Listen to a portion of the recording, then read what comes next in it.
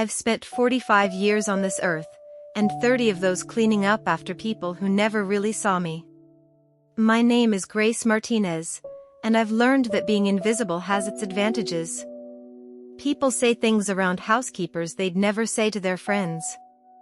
They leave documents on desks, passwords on sticky notes, secrets scattered like breadcrumbs through their pristine homes. They forget we have eyes, ears, and most dangerously of all, hearts that care. The Hawthorns were different, though. Or at least, I thought they were. I'd been with Eleanor and Marcus Hawthorne for nearly a decade, watching their two-story colonial in Westchester County transform from a newlywed starter home into a real family residence. I was there when Eleanor cried over 3 miscarriages.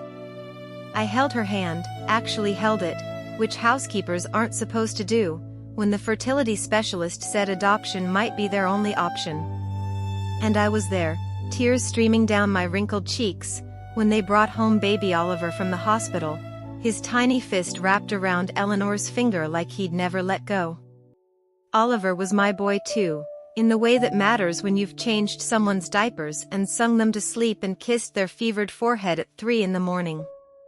The Hawthorns worked long hours. Eleanor was a corporate attorney, Marcus ran a hedge fund, and I was the one who taught Oliver to walk, to say please and thank you, to blow kisses goodnight. When he turned 3 and his parents finally noticed he got winded climbing stairs, when the pediatrician's face went pale during a routine checkup, when words like congenital heart defect and immediate surgery started flying around their kitchen, I was the one who held Oliver while they made frantic phone calls.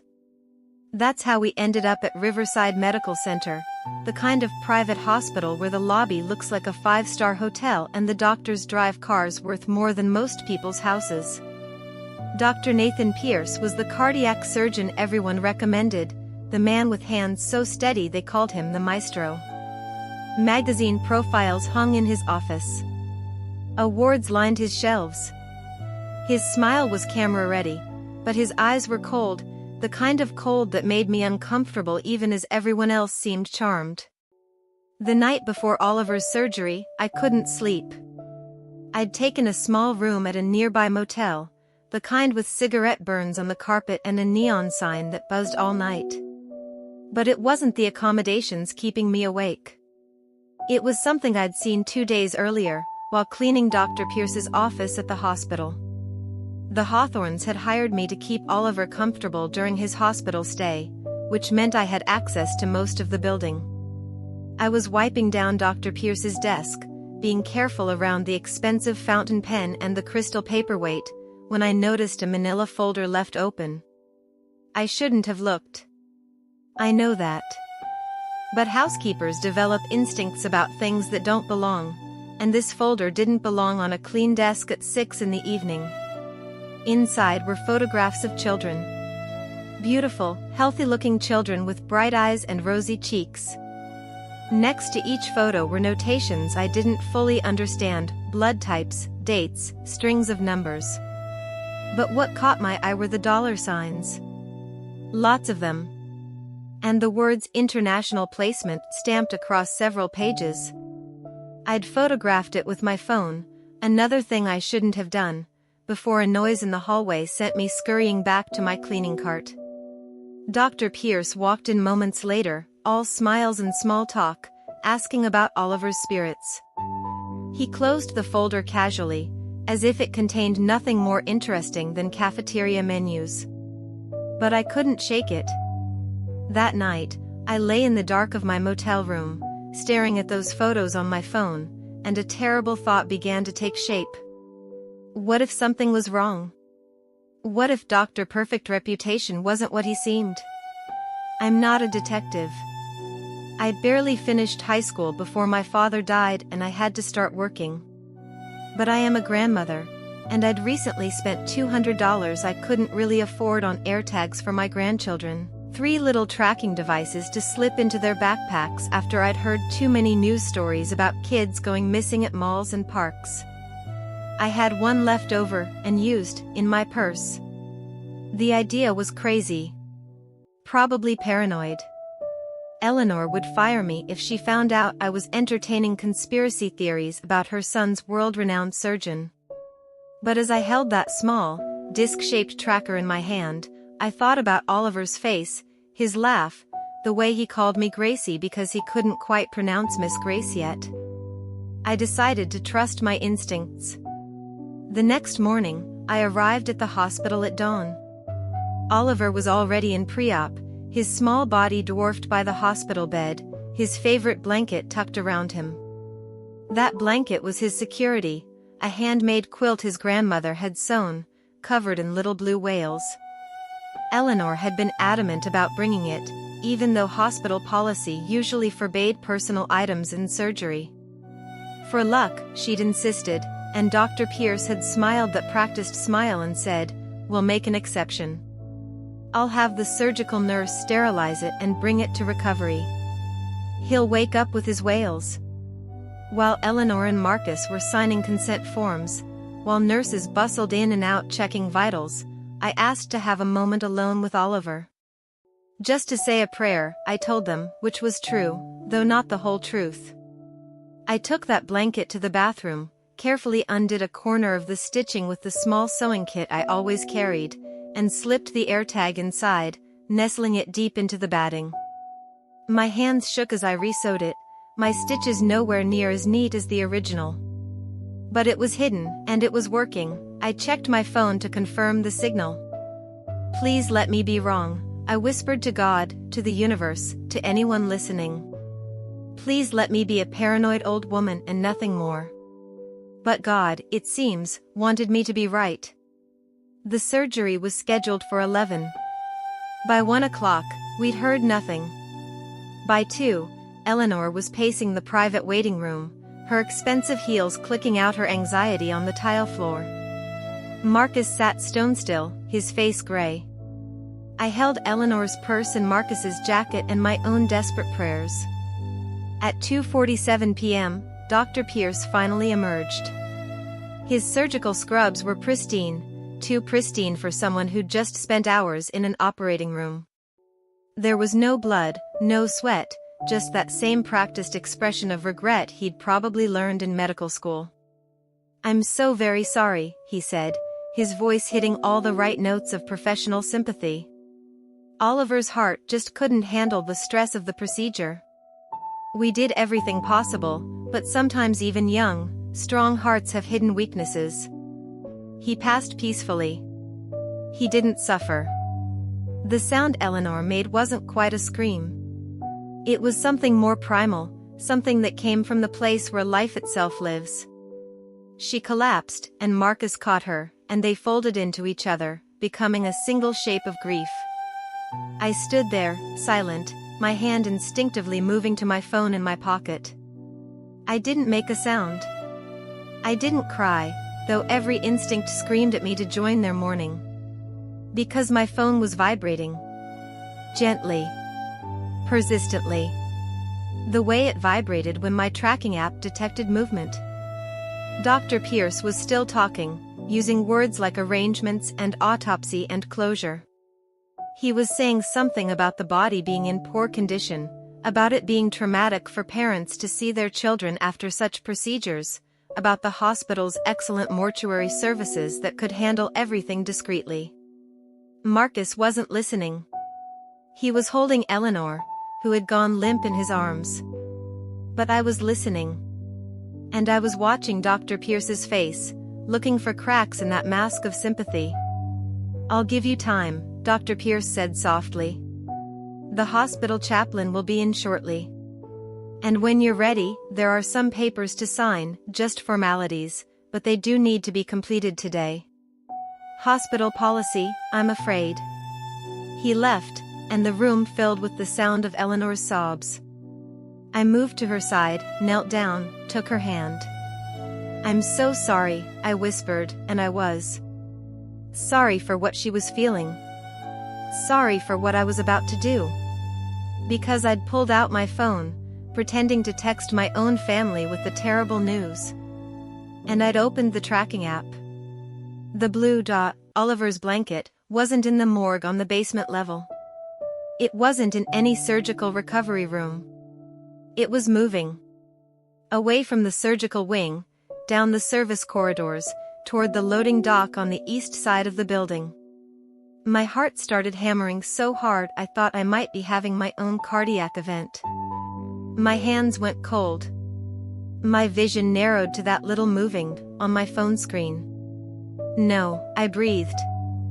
Not a prayer this time. A realization. Oliver wasn't dead. Or if he was, why was his blanket being taken out the back door? A nurse came in then, young and kind-faced, carrying paperwork on a clipboard. Behind her came the hospital chaplain, a silver-haired man with practiced empathy in his eyes.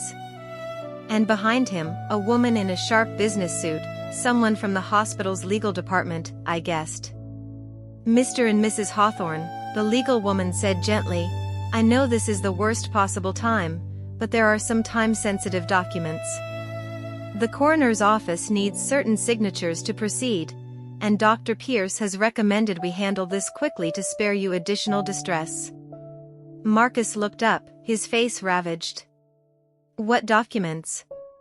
Primarily, a waiver of the hospital's autopsy requirements. Dr. Pierce feels that given the clear cause of death, forcing you to wait for an autopsy would be unnecessarily cruel. This waiver allows us to proceed directly to your chosen funeral home. It's actually a mercy, truly. Something in me snapped. Maybe it was 45 years of being ignored, of being treated as furniture with a pulse. Maybe it was the love I had for that little boy. Maybe it was just that I'd spent my whole life knowing when something was wrong in a house, and everything about this was wrong. I stood up. Don't sign anything. 5 pairs of eyes turned to me. Eleanor's, confused through her tears. Marcus's, startled. The nurse's, sympathetic.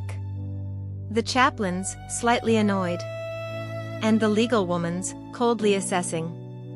Excuse me, the legal woman said. Who are you? I'm Grace. I faltered. What was I? The housekeeper? That sounded so small. I'm family, I said firmly. And they shouldn't sign anything until they see their son. Dr. Pierce appeared in the doorway so quickly he must have been listening. Miss Martinez, he said, his voice suddenly lacking all warmth, I understand you're upset, but you're not helping. The Hawthorns need to make these decisions without interference from someone who actually cares about Oliver? I interrupted. 45 years of biting my tongue, gone in an instant. I want to see him. That's not possible. The body is being prepared. Then interrupt the preparation. We want to see Oliver. They deserve to see their son. Eleanor was looking at me now, really looking, confusion breaking through her grief. Grace, what are you? Please, Mrs. Hawthorne. Trust me. Just this once, please trust me. I turned my phone screen toward her, showing her the tracking app, the blue dot now stationary at what the map labeled as loading dock 3. My voice dropped to a whisper only she could hear. I put a tracker in his blanket. Oliver's blanket isn't in the morgue. It's at a loading dock. Moving. If I'm wrong, you can fire me and never see me again. But if I'm right. I didn't finish. I didn't need to. A mother's instinct is stronger than any surgeon's authority. Eleanor stood up so fast she nearly knocked over the chaplain. Where's my son? She demanded, her voice suddenly steady, suddenly dangerous. Where is Oliver right now? Dr. Pierce's face did something I'd never seen before. For just a fraction of a second, his mask slipped and I saw fear. Real, genuine fear. Then it was back, the professional concern, the gentle authority. Mrs. Hawthorne, you're in shock. This woman is clearly delusional. I want to see my son. Now. Eleanor's voice could have cut glass. Marcus stood too, and there was something in his posture that made the legal woman take a step back. "Take us to Oliver. This second. Or I call the police." The room went very quiet. Dr. Pierce's jaw tightened. "You're making a terrible mistake. This will only traumatize you further." "The police," Marcus repeated, pulling out his phone. "Now, or in 30 seconds. Your choice." I could see Dr. Pierce calculating, his mind racing behind those cold eyes. Finally, he smiled tightly. "Of course. If you insist. Though I strongly advise against it. Follow me." But he didn't turn toward the morgue. He turned toward the main corridor, toward the administrative wing, away from where my tracker said Oliver's blanket was. "No," I said. Everyone looked at me again. I held up my phone, showed them the map. "The blanket, Oliver's blanket, is that way. At loading dock 3. Dr. Pierce went very still. "That's the service entrance. For medical waste and supplies. There's no reason." "Then there's no reason we can't check," Eleanor said coldly. What happened next happened fast. Marcus, who looked like a defeated man moments before, suddenly moved with frightening purpose. He grabbed Dr. Pierce's arm, not hard, but firmly. "You're coming with us." We became a strange parade through the hospital corridors, Marcus propelling Dr. Pierce forward, Eleanor right behind them, me following with my phone held out like a compass, and behind us, the nurse and chaplain calling for security, their voices echoing off the sterile walls. People stared. Staff members backed away. Someone called for security over the intercom. We burst through a service door, down a concrete stairwell that smelled like disinfectant and desperation, following the blue dot on my screen. My phone said we were close. 50 feet. 30. 20.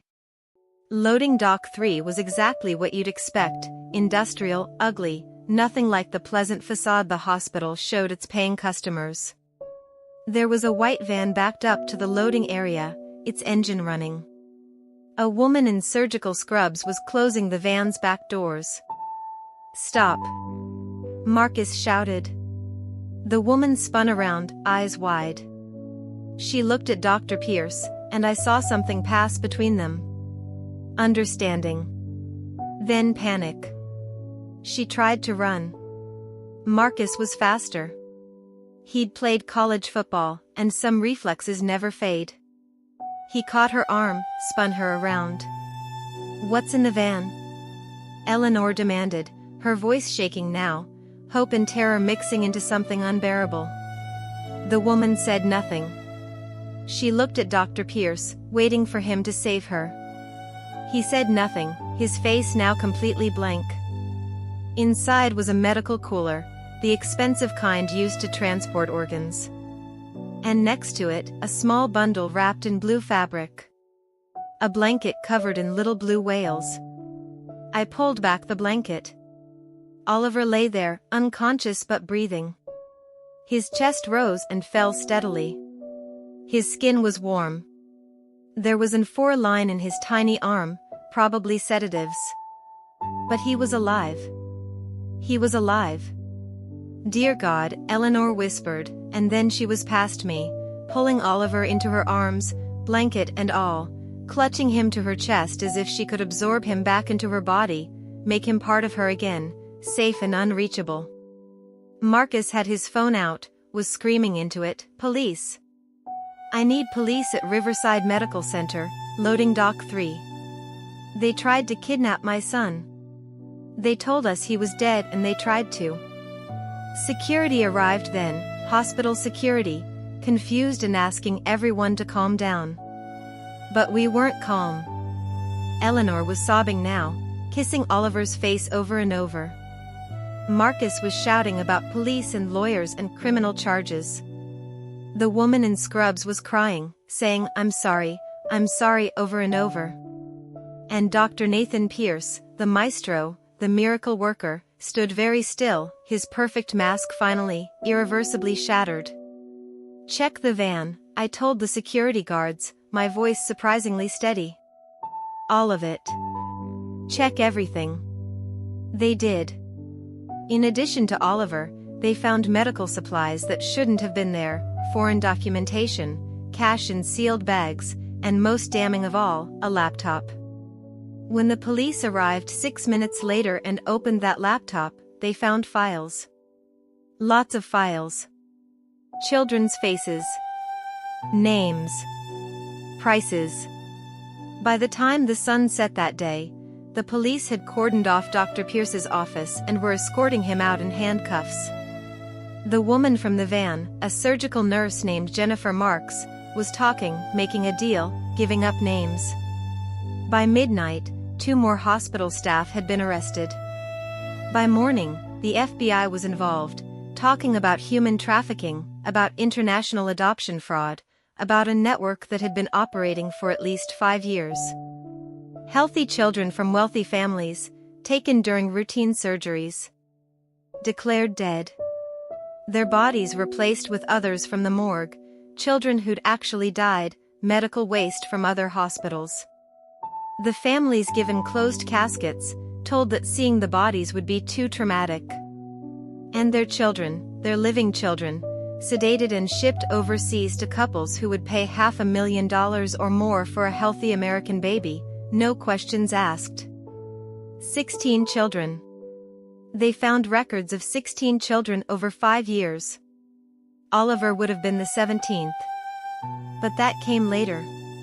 In the moment, in that horrible loading dock that smelled like diesel and rot, all I cared about was that Eleanor was holding her son, and he was breathing, and we'd stopped it. Somehow, impossibly, we'd stopped it. A detective arrived and started asking questions. I showed him my phone, the tracking app, explained about the AirTag. He looked at me for a long moment, this middle-aged detective with tired eyes, and then he smiled. "A housekeeper with an AirTag," he said. "That's a new one." "I'm a grandmother," I corrected him. "Being a housekeeper is just what I do for money." The FBI set up a command center in one of Riverside Medical Center's administrative conference rooms. By dawn the next morning, it looked like something from a crime show, laptops everywhere, agents in navy windbreakers, whiteboards covered in names and photographs connected by red string. Except this wasn't a show. Those photographs were real children. And some of them had been missing for years. I sat in a plastic chair against the wall, holding a styrofoam cup of terrible coffee, watching it all unfold. Nobody had told me to leave, so I stayed.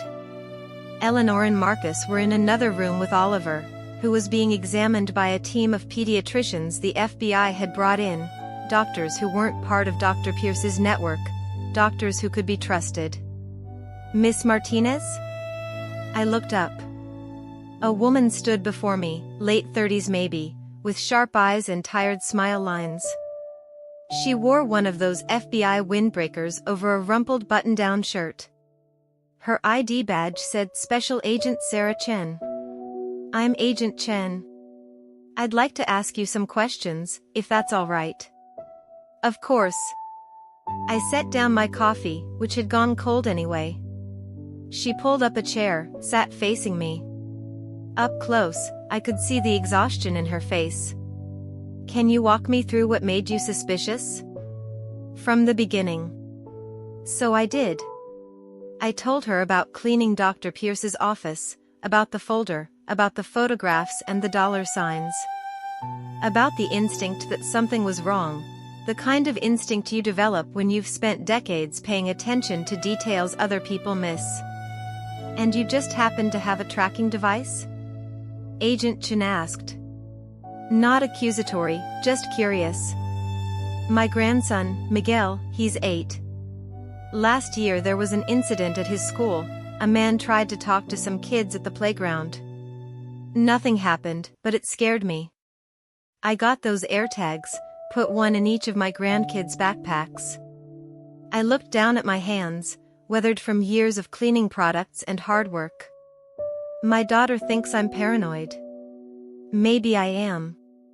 But yesterday, paranoid saved a life. Agent Chen smiled, a real smile this time. Paranoid saves lives more often than people think. The folder you mentioned, did you take a photo of it? I had, and I showed her. She looked at it for a long moment, then called over another agent, a younger man with red hair and freckles. They spoke in low voices, examining my phone. Finally, Agent Chin turned back to me.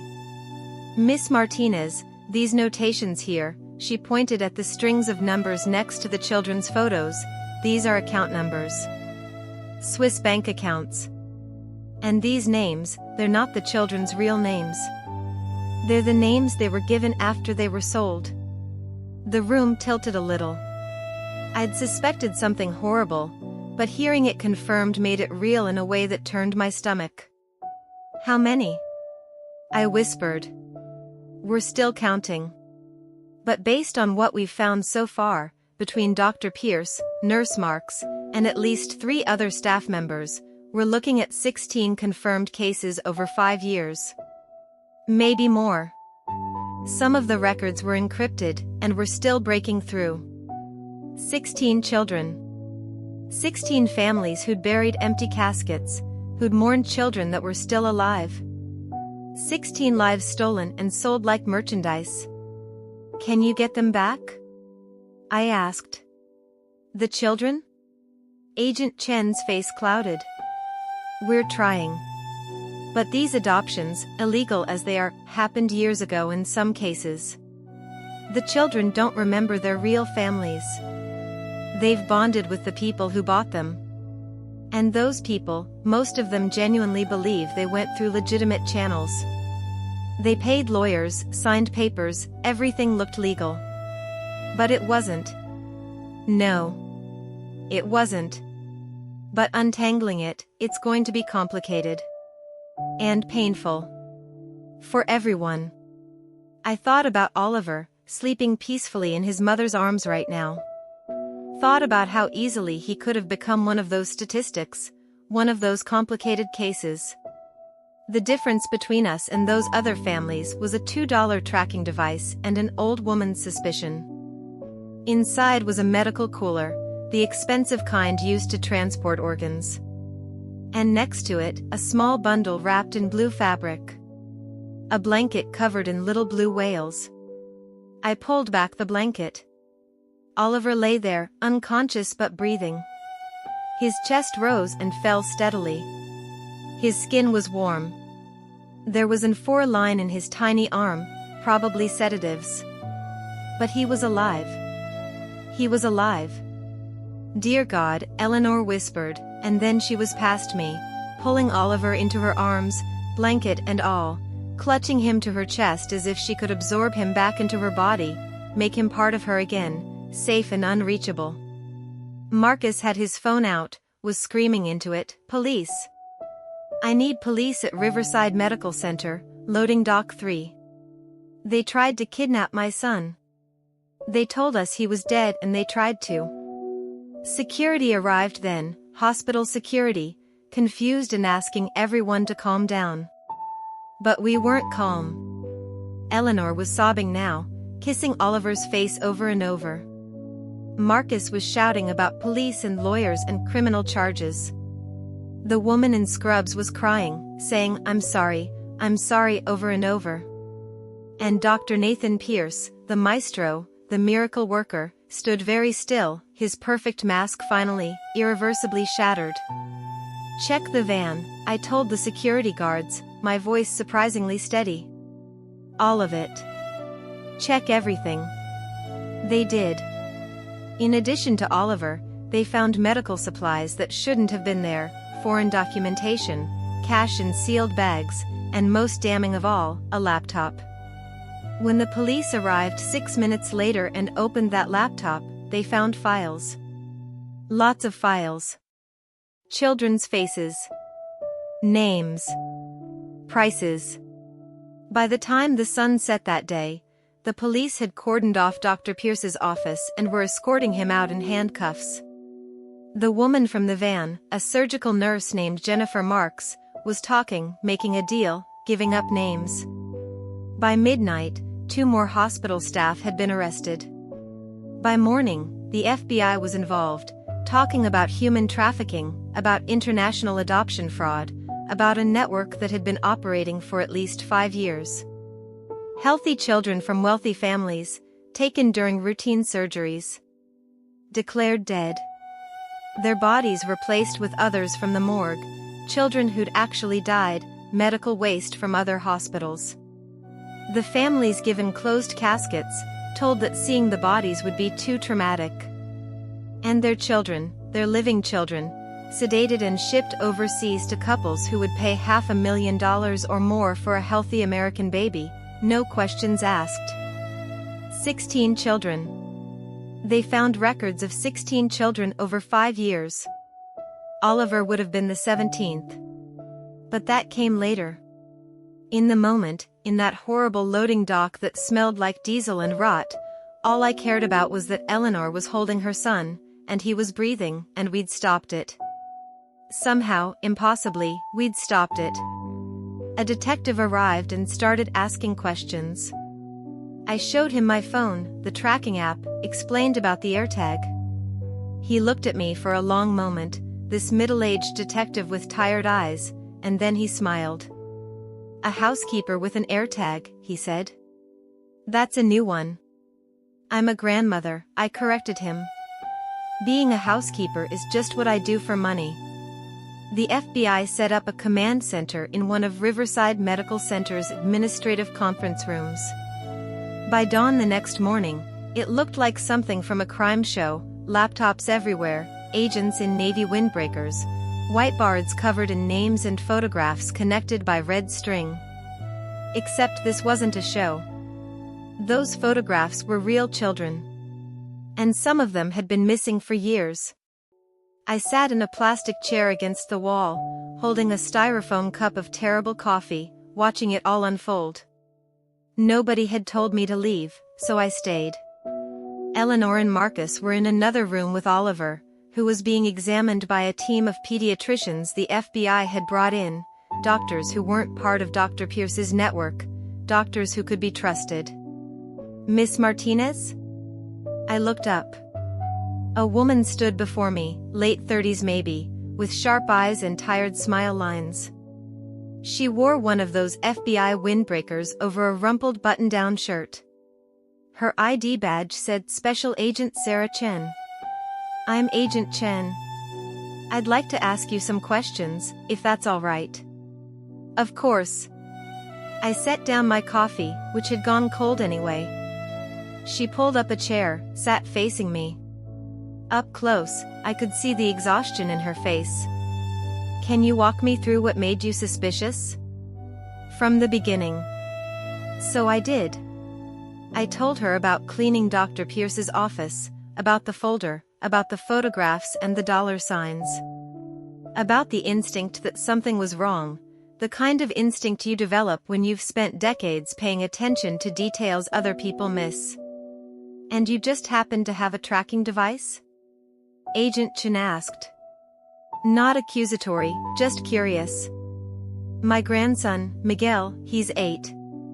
Last year there was an incident at his school, a man tried to talk to some kids at the playground. Nothing happened, but it scared me. I got those AirTags, put one in each of my grandkids' backpacks. I looked down at my hands, weathered from years of cleaning products and hard work. My daughter thinks I'm paranoid. Maybe I am. But yesterday, paranoid saved a life." Agent Chen smiled, a real smile this time. "Paranoid saves lives more often than people think." "The folder you mentioned, did you take a photo of it?" I had, and I showed her. She looked at it for a long moment, then called over another agent, a younger man with red hair and freckles. They spoke in low voices, examining my phone. Finally, Agent Chen turned back to me. "Miss Martinez, these notations here," she pointed at the strings of numbers next to the children's photos, "these are account numbers. Swiss bank accounts. And these names, they're not the children's real names. They're the names they were given after they were sold. The room tilted a little. I'd suspected something horrible, but hearing it confirmed made it real in a way that turned my stomach. How many? I whispered. We're still counting. But based on what we've found so far, between Dr. Pierce, nurse Marks, and at least 3 other staff members, we're looking at 16 confirmed cases over 5 years. Maybe more. Some of the records were encrypted, and we're still breaking through. 16 children. 16 families who'd buried empty caskets, who'd mourned children that were still alive. 16 lives stolen and sold like merchandise. Can you get them back? I asked. The children? Agent Chen's face clouded. We're trying. But these adoptions, illegal as they are, happened years ago in some cases. The children don't remember their real families. They've bonded with the people who bought them. And those people, most of them genuinely believe they went through legitimate channels. They paid lawyers, signed papers, everything looked legal. But it wasn't. No. It wasn't. But untangling it, it's going to be complicated. And painful. For everyone. I thought about Oliver, sleeping peacefully in his mother's arms right now. Thought about how easily he could have become one of those statistics, one of those complicated cases. The difference between us and those other families was a $2 tracking device and an old woman's suspicion. 3 weeks after Oliver's rescue, I got a call from Agent Chen asking me to come to the FBI field office. When I arrived, she led me to a small conference room where an older couple sat waiting, late 50s maybe, dressed in clothes that had been nice once but were now worn with care and washing. The woman had gray hair cut short and practical. The man wore glasses with tape on one corner. Grace Martinez, Agent Chen said, this is Richard and Susan Palmer. They lost their daughter, Emma, 4 years ago during heart surgery at Riverside Medical Center. The woman, Susan, stood up, her eyes already wet. Agent Chen showed us what you did. How you saved that little boy. She said you might be able to help us. My throat tightened. Help you how? Richard spoke, his voice rough with old grief. Find our daughter. Prove she's alive. Bring her home. Agent Chen gestured for me to sit. The Palmer's case fits the pattern perfectly. Their daughter Emma was 6 when she supposedly died during surgery. Dr. Pierce handled everything. Closed casket. Rushed cremation. But when we exhumed the cremated remains, DNA testing showed they weren't Emma's. Oh my God, I whispered. We think Emma was one of the first, Agent Chen continued. Before Pierce had perfected his system. He made mistakes, used remains that didn't match her age, didn't fake the medical records as thoroughly. If we can find Emma, if we can prove she's alive, it strengthens our case against Pierce and his network. It shows premeditation, pattern, scope.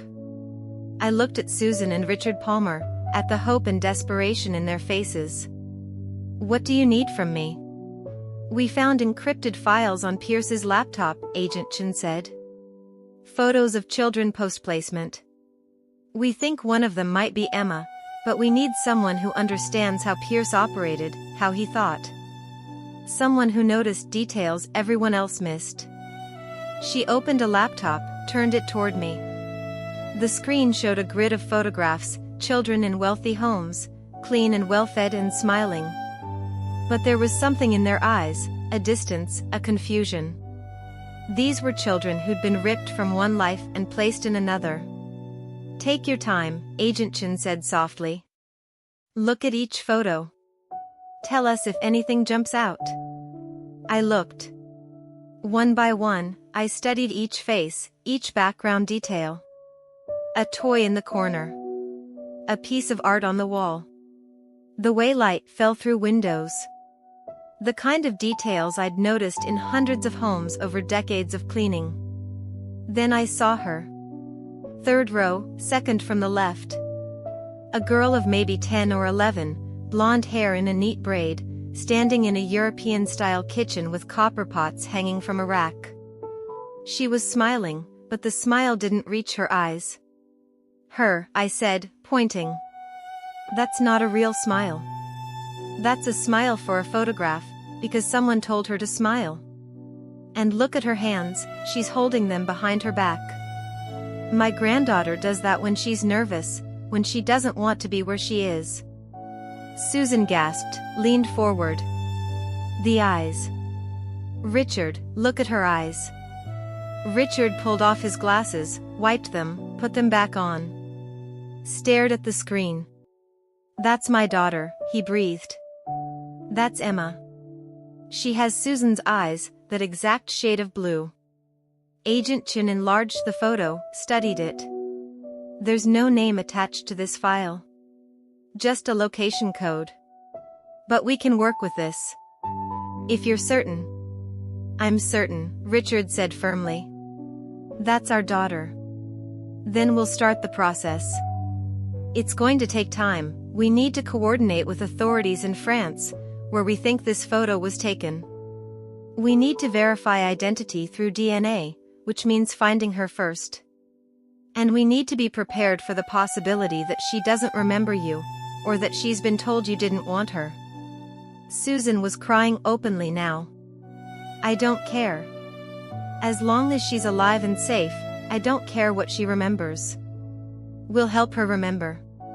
We'll do whatever it takes. I thought about Oliver, sleeping peacefully in his room every night, safe with parents who loved him. About how easily that could have been stolen from him. About 32 families, maybe more, who deserved the same chance the Palmers were getting. What else can I do? I asked Agent Chen. There have to be more photos. More children. How can I help find them? She looked at me for a long moment. You really don't want the spotlight, do you? Most people would be on every talk show, writing book deals, soaking up the attention. I'm a housekeeper, I said. I notice things other people don't. That's all I did. That's all I want to do. Agent Chin smiled. Then maybe you can keep doing it. We have hundreds of photos to analyze. Files to sort through. Details to notice. And you're better at it than half my trained agents. She paused. It would be unofficial. We can't officially hire civilians. But if you wanted to consult, volunteer your time, help us match these children to their families. Yes, I said immediately. Whatever you need. And that's what I did. For the next 3 months, I split my time between the Hawthorne house, where I still cooked and cleaned and played with Oliver, and the FBI field office, where I sat in that conference room with Agent Chen and her team, studying photographs and files, looking for the details that would reunite families. We found Emma Palmer in Nice, France, living with a couple who ran an art gallery. They'd paid $500,000 for her, believed she was an orphan from American foster care, had loved her and raised her for 4 years. When Agent Chin knocked on their door with French authorities and DNA results, they were devastated. But they let her go. Emma didn't remember her real parents at first. 4 years was a lifetime when you were 10. But Susan and Richard were patient. They showed her photos, told her stories, let her process the impossible truth that her whole life had been built on a lie. Slowly, memories started to surface. A stuffed rabbit she'd had as a child. A song her mother used to sing. The smell of her father's cologne. 6 months after we found her, I got a letter. It was written in careful, rounded handwriting on purple paper. Dear Miss Martinez, my name is Emma Palmer. Agent Chen told me you're the one who figured out which photo was me. Thank you for finding me. I have 2 families now, which is confusing but also kind of cool. My parents in France visit sometimes, and I talk to them on the phone. They're sad, but they understand it wasn't their fault. My real parents cry a lot, but they're happy too. It's complicated. But I'm glad to know the truth. I'm glad to be found. Thank you for seeing me when everyone else just looked at a picture. Your friend, Emma. I cried when I read it. Sat right there at the Hawthorne's kitchen table and sobbed like I hadn't since my husband died 15 years ago. Eleanor found me, read the letter over my shoulder, and cried too. You gave her her life back, she said. We gave 32 families their truth back, I corrected. Because by then, we'd matched all 32 children to their biological families. Some reunions were joyful. Some were heartbreaking. Some children wanted to return to their birth families. Others wanted to stay with the only families they'd known. It was messy and complicated, and there were no perfect solutions. But truth, I'd learned, was more important than perfection. Dr. Nathan Pierce and 4 of his accomplices went on trial 18 months after Oliver's rescue. I testified, told my story about the tracking device and the loading dock and the blue blanket with whales. The courtroom was packed.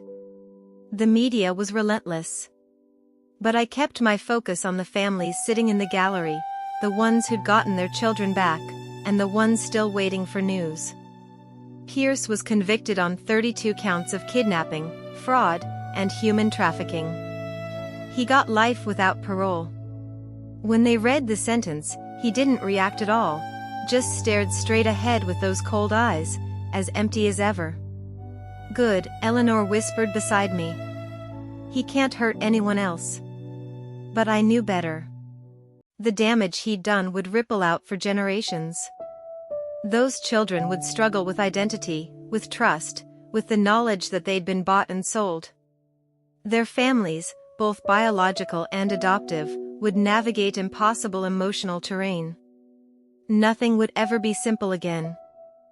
Still, they were alive. They were found. And that had to count for something. 2 years after Oliver's rescue, I stood in front of a mirror I barely recognized as my own.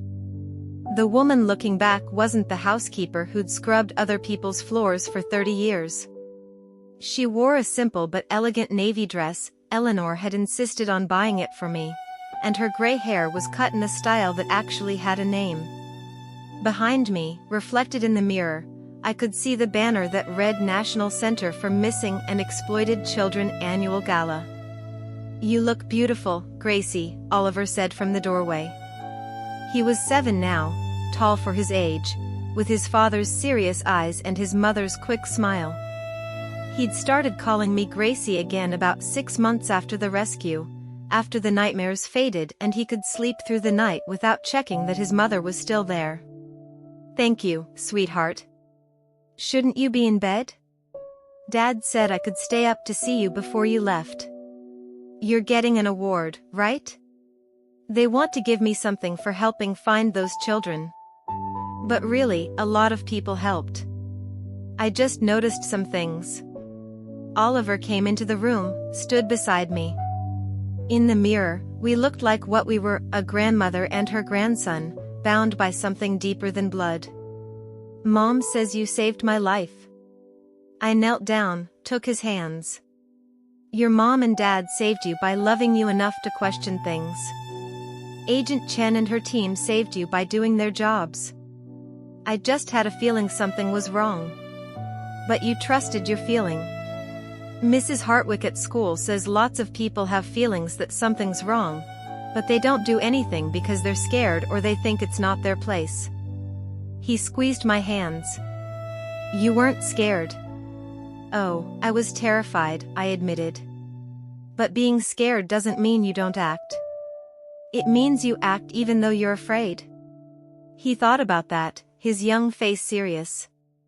Then he hugged me, fierce and tight. I'm glad you were scared and did it anyway. Me too, I thought. Me too. The gala was held at a hotel in Manhattan, the kind with crystal chandeliers and waiters carrying champagne on silver trays. I felt out of place immediately, surrounded by celebrities and politicians and people who donated 6 figures to charity without blinking. But Agent Chin found me within minutes, looking uncomfortable in a cocktail dress instead of her usual FBI windbreaker. "Thank God you're here," she said. "I've been cornered by 3 senators and a tech billionaire, and they all want to talk about encryption policies. I investigate crimes, I don't make policy recommendations." I laughed. "And they want me to give a speech?" Me? I've never given a speech in my life. "You'll be fine. Just tell the truth. That's what you're good at." The truth. I'd been thinking a lot about truth lately, about the different shapes it took. The legal truth that put Dr. Pierce in prison. The emotional truth that reunited 32 families. The complicated truth that some of those children didn't want to be found, preferred the lives they'd built with the families who'd bought them. Emma Palmer was here tonight, I knew. She'd sent me an invitation herself, written in that same careful handwriting. She was 13 now, splitting her time between her biological parents in Philadelphia and supervised visits with her adoptive parents in France. It wasn't perfect, but she was making it work. When they called my name, I walked to the stage on shaking legs. The ballroom was full of hundreds of people, all standing, all applauding. I saw Eleanor and Marcus in the 3rd row, Eleanor wiping tears from her eyes. I saw Agent Chin, grinning and giving me a thumbs up. I saw Susan and Richard Palmer, holding hands, their faces full of gratitude. And I saw Emma, sitting with her biological parents, smiling at me. A real smile this time, one that reached her eyes. The award was heavy, some kind of crystal sculpture on a wooden base. The woman presenting it, someone important whose name I'd already forgotten, said words like heroism and extraordinary and selfless. But those words didn't feel like they belonged to me. I was just someone who'd paid attention, who'd trusted her instincts, who'd loved a child enough to question authority. When it was my turn to speak, I looked out at all those faces and felt the weight of everything that had happened. The children we'd found. The families we'd reunited. The ones we were still looking for, because there were more, we knew there were more. "Thank you," I said, my voice barely audible even with the microphone. Someone adjusted the sound, and I tried again. "Thank you for this honor. But I need to be honest with you. I'm not a hero. I'm a housekeeper. For 45 years, I've cleaned other people's homes, cooked their meals, watched their children. And for most of those years, I was invisible. People looked through me, talked over me, forgot I was in the room. The ballroom had gone quiet. I could hear my own breathing, amplified by the microphone. But being invisible taught me to see things. To notice details. To understand that the most important things are often the ones people try to hide. When I saw that folder on Dr. Pierce's desk, I didn't see it because I'm smart or special. I saw it because people like me were always paying attention. We have to be. Our jobs depend on understanding the people we work for better than they understand themselves. I paused, looked down at the crystal award in my hands. There are millions of people like me. Housekeepers, nannies, home health aides, drivers. We're in your houses, watching your children, seeing your lives up close. And most of the time, you don't even register that we're there. But we are. We're always there. And we see everything. Eleanor was crying openly now. I met her eyes, gave her a small smile. I accepted this award tonight because Agent Chin asked me to, and because the National Center for Missing and Exploited Children does incredible work. But I'm giving this speech for every person who's ever been looked through, talked over, or treated as less than human because of the work they do. We matter. We see. And sometimes, we're the only ones paying close enough attention to stop something terrible from happening. I held up the award. This belongs to every housekeeper who's ever had a bad feeling.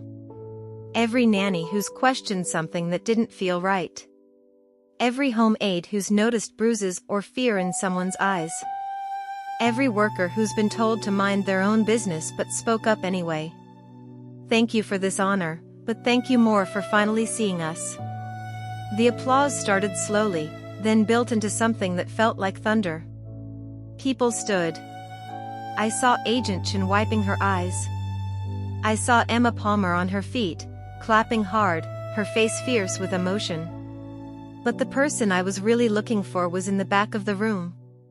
My daughter, Rosa, who'd driven up from Maryland with her 3 kids, my grandchildren, to watch her mother receive an award she'd never imagined possible.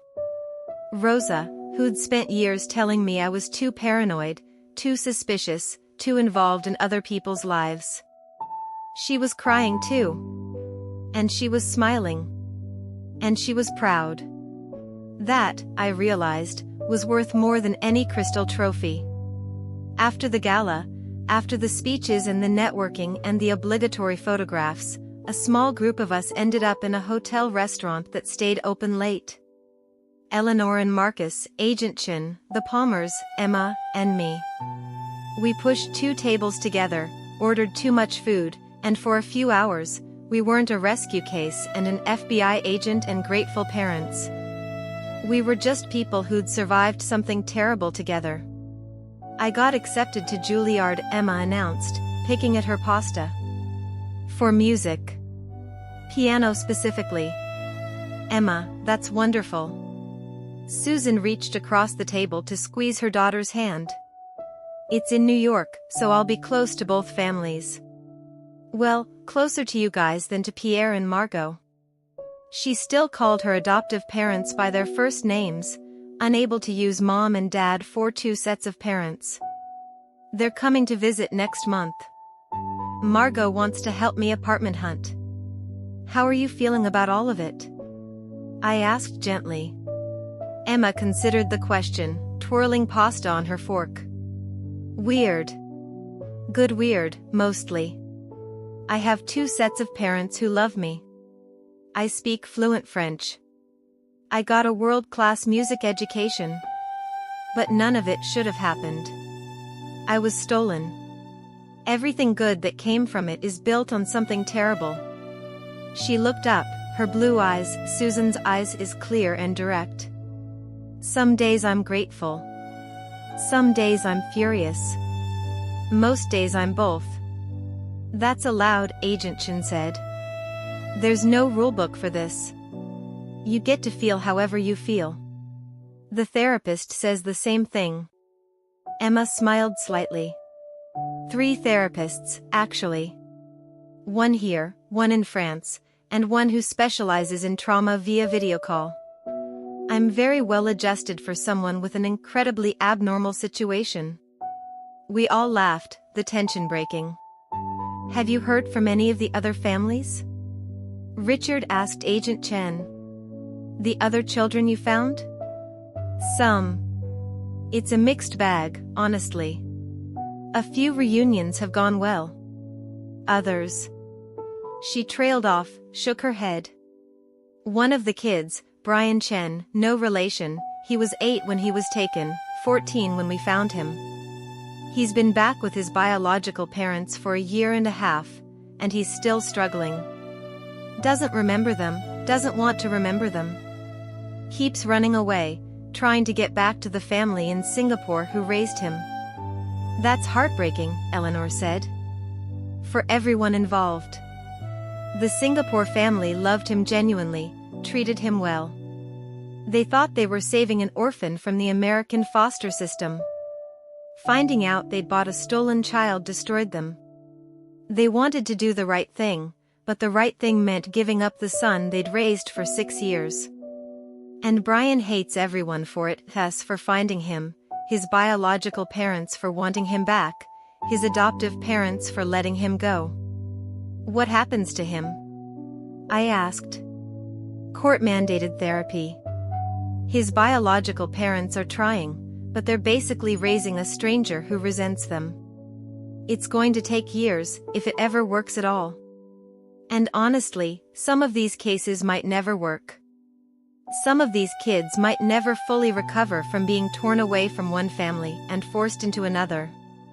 Even if the first family was stolen from them, it's still trauma. Oliver came to mind, how easily he could have been one of these broken children, caught between two lives, belonging to neither. The thought made my chest tight. But some are doing okay, Susan said firmly, looking at Emma. Some are figuring it out. I'm one of the lucky ones, Emma agreed. I was young enough to adapt but old enough to remember. And both my families are trying. That helps. She paused. Dr. Pierce is in prison, right? Like, maximum security, no chance of parole? Federal Supermax, Agent Chen confirmed. 23 hours a day in an 8x10 cell.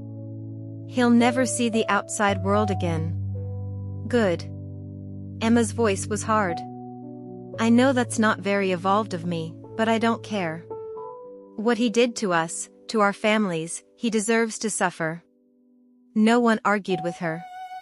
Later, after dinner had ended and people had started saying goodbyes, Emma pulled me aside in the hotel lobby. I wanted to thank you, she said. Privately, I mean. Without everyone watching. You don't need to thank me, honey. I do, though. Agent Chen told me the whole story, how you noticed things in Dr. Pierce's office, how you put that tracker in Oliver's blanket, how you figured out which photo was me. You didn't have to do any of that. Oliver wasn't even your biological family. But you treated him like he was. I loved him. Love him. That was enough. See, that's what I'm trying to figure out. Emma twisted her hands together, a nervous gesture I recognized from studying all those photos. What makes someone family? DNA? Shared history? Love? Because I have DNA with the Palmers, but I don't remember our shared history. And I love Pierre and Margot, but they're not my biological parents. So what am I supposed to feel? Who am I supposed to be? I thought about my own family, my daughter who'd sometimes felt like a stranger, my grandchildren who I'd bought tracking devices for because I couldn't bear the thought of losing them. About the Hawthorns, who weren't related to me by blood but who'd made me Oliver's legal guardian. About all the children I'd cared for over 4 decades, most of whose names I couldn't remember but whose small hands I could still feel in mine. I think, I said slowly, that family is whoever shows up. Whoever sees you, really sees you, and chooses to stay. You get to decide who that is, Emma. Not the courts, not DNA tests, not what anyone else thinks you should feel. Just you. She was quiet for a long moment, processing. Then, you showed up for me. Even though you'd never met me. Even though I was just a photo. You saw me. I did. Thank you. She hugged me, quick and fierce, then pulled back. I'm glad Oliver had you. I'm glad all of us had you.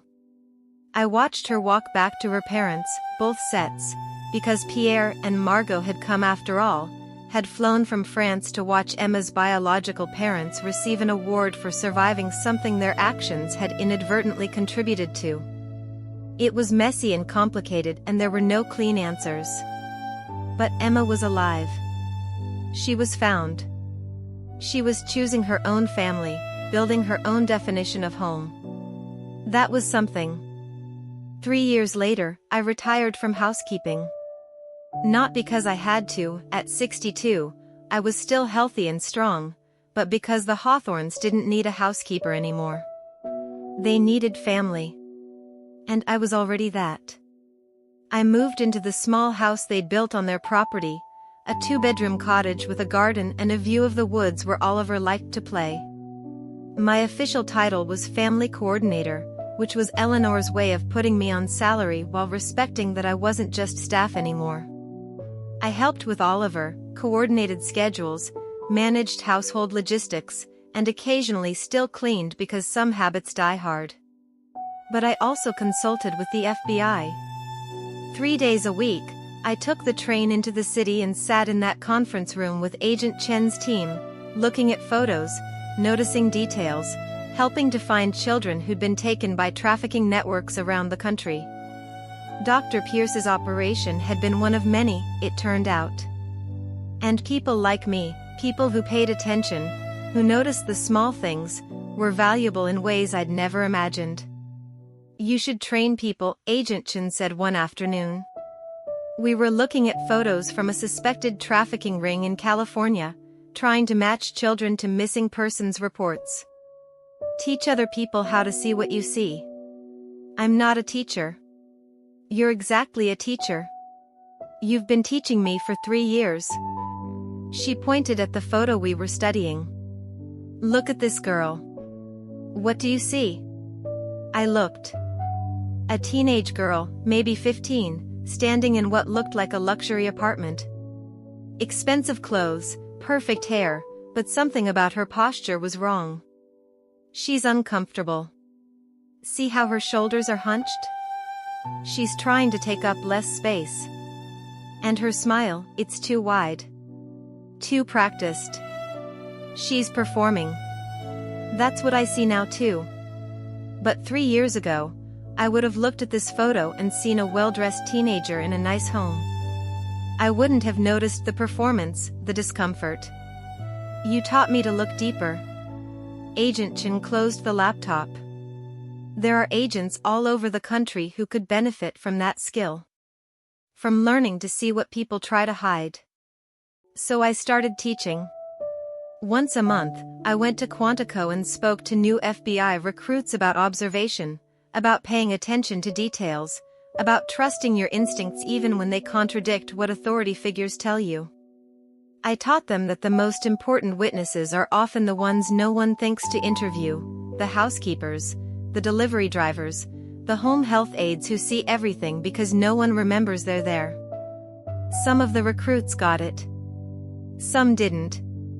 But the ones who did, the ones who really understood that being invisible was a form of power, they became the best investigators. They solved cases that had been cold for years. They found children everyone else had stopped looking for. And slowly, more people like me started coming forward. A nanny in Texas who'd noticed suspicious behavior from a seemingly perfect family and reported them, leading to the rescue of 3 trafficked children. A home health aide in Oregon who'd trusted her gut about her patient's grandson and exposed an elder abuse ring. A custodian in Florida who'd noticed inconsistencies in a school's records and uncovered a teacher who'd been falsifying student identities. We were everywhere, the invisible army of people who cleaned and cooked and cared. And finally, people were starting to listen to us. On Oliver's 10th birthday, the Hawthorns threw a party at their house. Not the elaborate affairs they used to host, with caterers and party planners, but something simpler, a backyard barbecue with Oliver's friends from school, his soccer team, kids from the neighborhood. I made his favorite cake, chocolate with vanilla frosting, and watched him blow out the candles surrounded by people who loved him. Later, after the party had ended and the guests had gone home, Oliver found me in the kitchen washing dishes. "You don't have to do that, Gracie. We have a dishwasher." "I know. I like doing it, though. Gives me time to think." He grabbed a towel and started drying, working alongside me the way he'd done since he was tall enough to reach the counter. We worked in comfortable silence for a few minutes before he spoke again. "Do you ever think about what would have happened if you hadn't put that tracker in my blanket?" The question hung in the air between us. I'd thought about it, of course. Thought about it every day for the first year, every week for the second, every month now in the third. But I'd never told Oliver the full weight of what I'd saved him from. Sometimes, I admitted. But I try not to. You're here. That's what matters.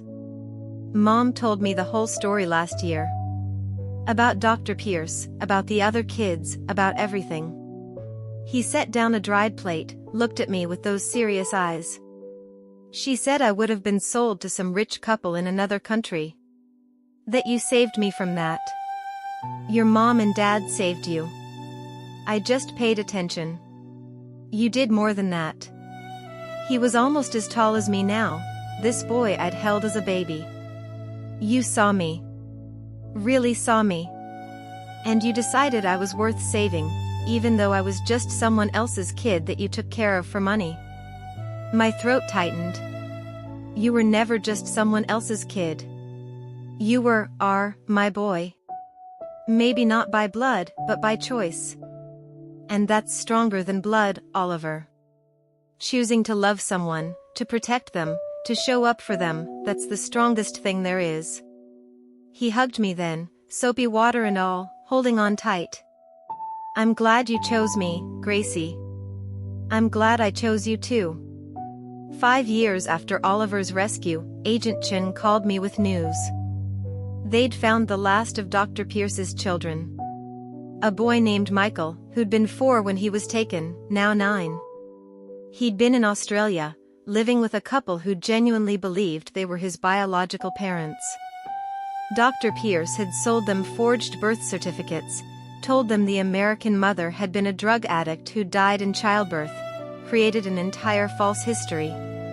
We're arranging for him to return to his biological parents in Colorado, Agent Chin said. But Grace, I wanted to ask you something. The reunification, it's going to be difficult. Michael has no memory of his real parents, doesn't want to leave the only family he's known. His adoptive parents are devastated but willing to stay involved if it helps him transition. Everyone's walking on eggshells, and the whole situation needs someone who understands the complexity. You want me to help, I said. I want you to consult. Not officially, we can't officially hire you for this. But your perspective, your experience with Oliver and Emma and all the other families, it could make a difference. Would you be willing to meet with them? Talk to Michael? Help everyone navigate this? I thought about that 10-year-old boy, caught between 2 lives, angry and confused and hurting. Thought about how close Oliver had come to being him. About how lucky we'd been, and how that luck shouldn't be the difference between a child thriving and a child lost. Yes, I said. I'll help. So I flew to Colorado, met Michael and his biological parents and his adoptive parents, who'd come all the way from Australia because they loved this stolen child enough to face the people they'd inadvertently hurt. It was messy and painful and there were no easy answers. But I sat with Michael, this angry little boy, and I told him the truth. You got to choose, I said. All of this, the adults made decisions that hurt you. But now you get to choose. Who you spend time with, what you call people, what your life looks like. It's going to be hard, and confusing, and sometimes it's going to hurt. But you're in charge of your own story now. He looked at me with eyes that were too old for his face. What if I choose wrong? There's no wrong. There's just what feels right to you, right now. And if it stops feeling right, you get to choose again. That's the gift of being found, Michael. You get to keep choosing. It didn't fix everything. Michael still struggled. His biological parents still grieved the years they'd lost. His adoptive parents still grappled with their role in his trauma. But slowly, painfully, they built something new, a complicated family structure that honored all of Michael's connections, all the people who loved him. It wasn't what any of them had imagined. But it was real, and it was theirs, and it was enough. Now, at 65, I sit on my porch watching Oliver play basketball with his friends in the driveway. He's 13, gangly and awkward and beautiful, navigating middle school and first crushes and all the normal complications of being a teenager. The heart condition that Dr. Pierce invented? Never existed. Oliver is perfectly healthy, will probably play college sports if he wants to. Inside the main house, Eleanor and Marcus are hosting a dinner party, Emma Palmer is visiting from Juilliard, bringing her boyfriend to meet everyone. Susan and Richard will be there too, along with Agent Chen, who's become a close family friend. Later, we'll all eat too much and tell stories and laugh about how strange and wonderful it is that trauma brought us all together. But right now, in this quiet moment, I'm just a grandmother watching her grandson play. My phone buzzes. A text from Agent Chen, new case. Child missing in Seattle. Hospital involved. Possible trafficking. Could use your eyes on this. Interested? I look at Oliver, at the boy I saved without meaning to start a crusade. Think about Emma and Michael and all 32 children we found. About the ones we're still looking for, because there are always more. There are always people who see other human beings as commodities, always children who need someone to pay attention, to trust their instincts, to choose to act even when they're afraid. I text back, send me the files. I'll look tonight. Because that's who I am now. Not invisible anymore, but not spotlight-seeking either. Just someone who sees, who pays attention, who shows up. A housekeeper who saved a life and accidentally became part of something larger than herself. Oliver scores a basket, turns to me with a triumphant grin. I wave, giving him a thumbs up.